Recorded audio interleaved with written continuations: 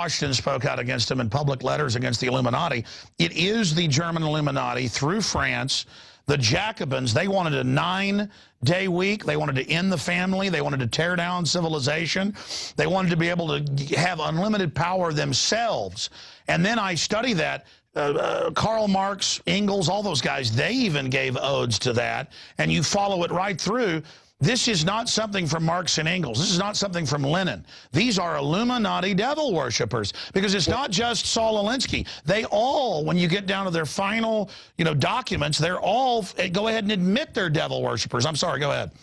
Well, the thing that I always like to push with people is that if you want the evidence, just do the research with Obama policy, or the policy the Prime Minister of UK, David Cameron, is pushing.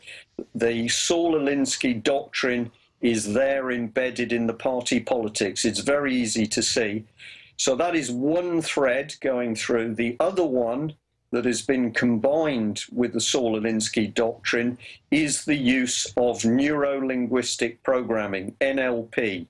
And this is what has made this new blend so dangerous, is that you're not just training people and trying to indoctrinate them by putting them in a classroom and talking to them for 8-10 hours. You're not having to drum the doctrine into their heads. You can now use neuro-linguistic programming, which is a form of behavior modification, and you can drift this doctrine straight into the minds. And by the way, executives, for people that don't know about Delphi technique, NLP, all the major executive courses that are pushed by government and others in Europe, England, U.S., Australia, Canada, and it's a global model, but that's where it's coming out of. If you listen to NPR, our national public radio, or your BBC, it is the same soft cadence and the way they do things. And then it turns out they're actually, this is not even hidden, they're sent to classes to do this, and they're literally, to boil it down, trying to hypnotize people.